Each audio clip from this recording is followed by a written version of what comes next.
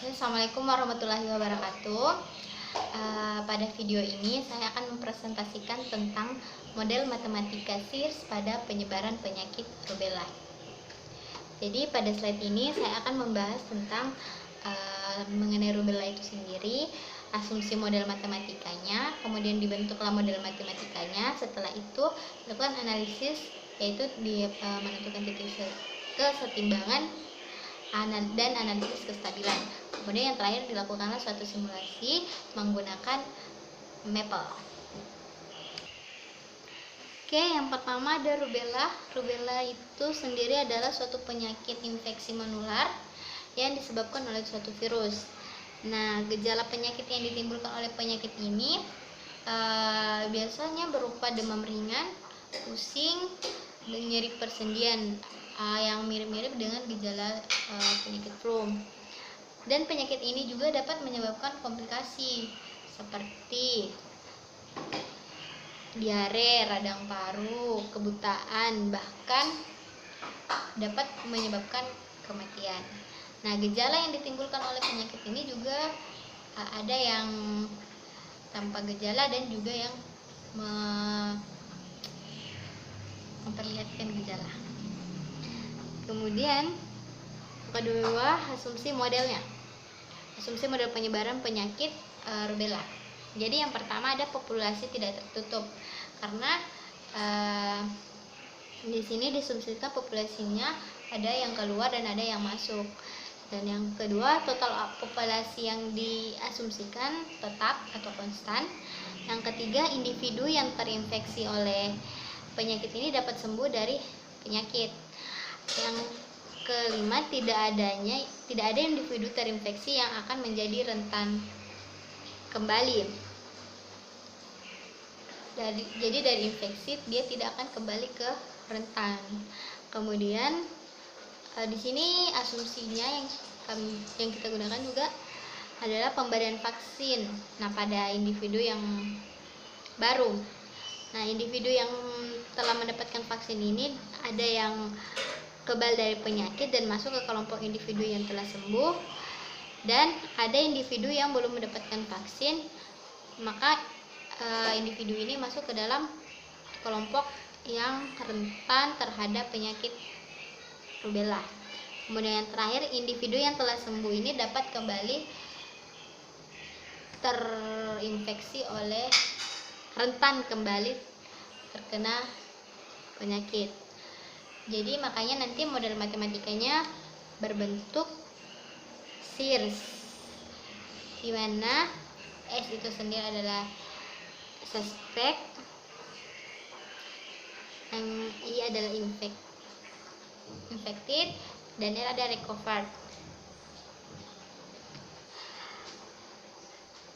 Jadi di sini dilihat bahwa kita bisa lihat bahwa dari asumsi yang telah diasumsikan sebelumnya dibentuklah satu diagram alir penyebaran penyakit rubella ini seperti pada slide ini, di mana ada variabel S, I, dan R. Nah, di S ini sendiri ada parameter yang masuk dan ada juga yang keluar. Nah, dari sini dibentuklah model matematikanya seperti ini pada slide. Persamaan pertama ada ds per dt sama dengan 1 dikurang sigma dikali theta n ditambah delta r dikurang alpha s dikurang mu s. Dan yang kedua ada di per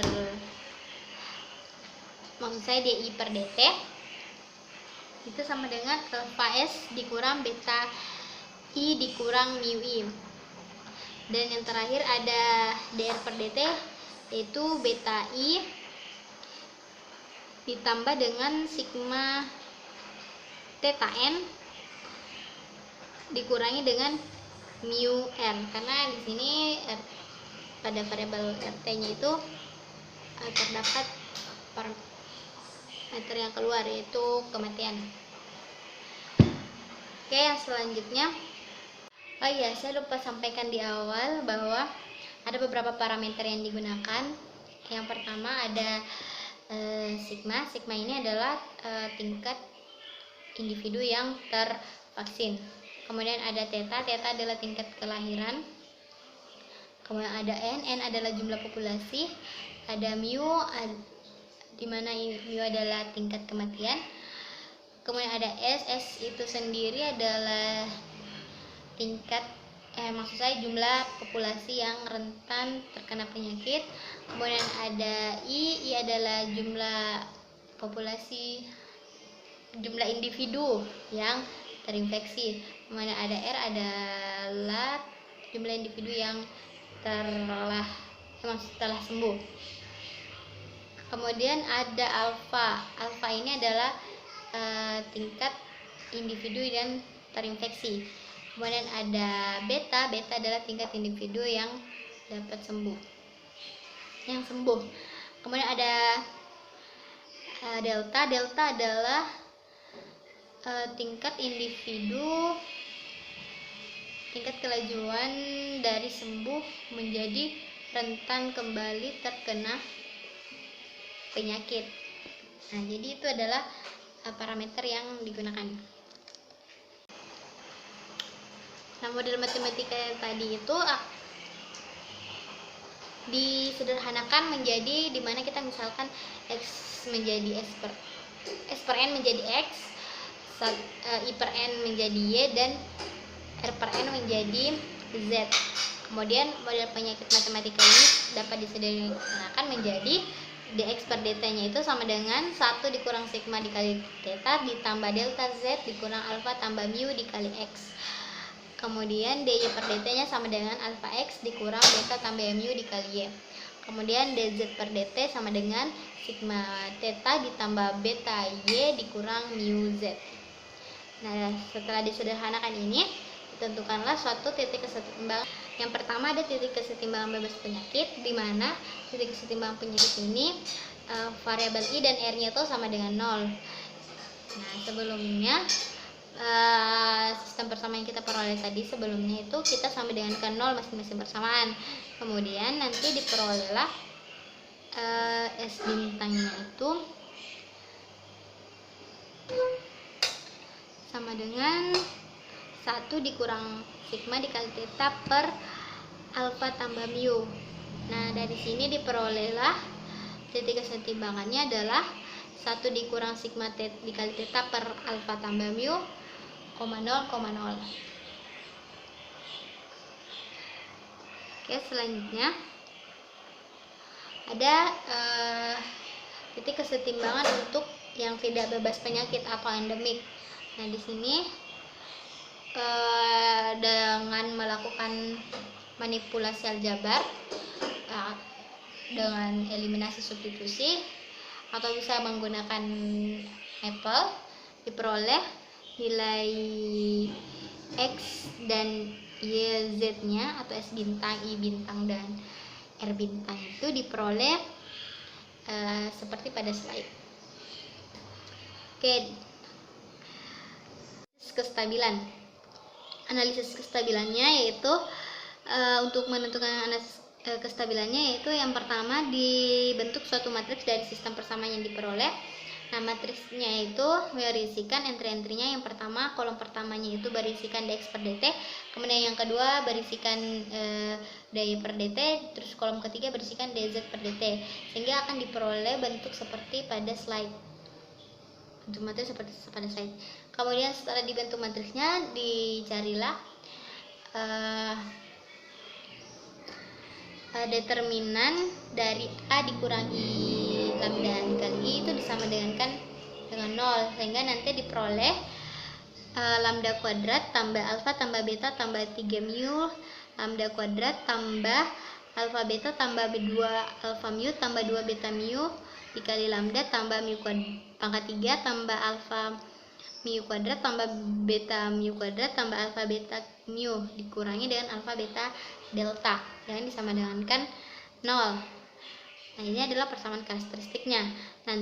Oke, selanjutnya ditentukan determinan dari matriks. Dibentuk matriks AC 0 1B 0 0 AC, di mana A B C nya adalah koefisien dari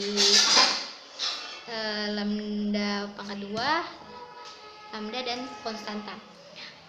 Nah, determinan dari matriks itu harus lebih besar dari 0. Jadi karena AB kurang C-nya lebih besar dari 0, maka AB-nya pasti lebih besar dari C. Dan karena ABC dikurang C kuadrat lebih besar dari 0, maka ABC lebih besar dari C kuadrat. Karena C kuadrat itu positif, maka ABC juga pasti lebih besar dari 0 atau positif. Sehingga berdasarkan kriteria Hurwitz, diperoleh semua nilai eigennya ini bernilai negatif.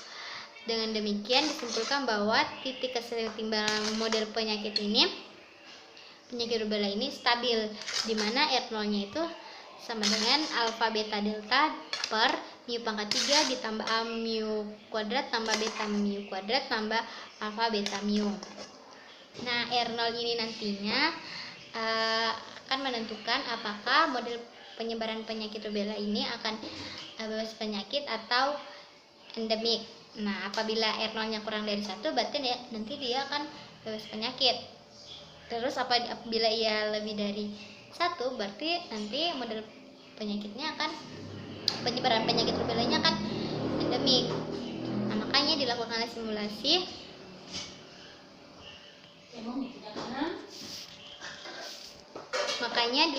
simulasi yaitu dimana data awalnya kita asumsikan seperti pada tabel, dimana jumlah individu itu ada sekitar 8 juta lebih, dengan orang yang rentan terkena penyakit sekian 8 juta lebih, dengan I sebanyak 37 dan sebangannya 30. Kemudian nilai parameter yang digunakan adalah kita bagi dua. Yang pertama untuk apabila R0-nya lebih besar dari 1, dan yang kedua apabila R0-nya kurang dari 1. Kemudian dilakukan simulasi menggunakan metal, diperolehlah seperti pada gambar berikut. Nah, ini adalah simulasi dari model SIRS pada bebas penyakit. Nah, yang di sana ada grafik berwarna hijau ini menunjukkan proporsi individu yang suspek. Nah, di sini menunjukkan bahwa grafiknya itu dari waktu ke waktu menurun hingga nanti dia berhenti atau mendekati ke 0. Untuk infeksi sendiri, dia juga grafiknya juga menurun seiring berjalannya waktu hingga dia stabil di angka mendekati 0. Kemudian ada proporsi untuk individu yang telah sembuh juga, awalnya dia meningkat kemudian menurun hingga pada keadaan stabil. Nah, untuk gambar ketiganya bisa dilihat pada gambar yang ini, menunjukkan perbedaan antar grafiknya. Kemudian yang kedua ada simulasi model penyakit SIRS penyakit rubella untuk endemik. Nah, yang di sana untuk yang berwarna hijau itu untuk individu suspek, di situ terlihat jelas ketiganya suspek, infected, dan recovered-nya itu grafiknya dia dari tahun ke tahun dia semakin meningkat. Ini berarti nantinya akan terjadi penyebaran yang sangat besar karena atau dinamakan dengan endemik. Jadi Mungkin sekian dari saya. Jika ada kurangnya mohon dimaafkan. Sekian, assalamualaikum warahmatullahi wabarakatuh.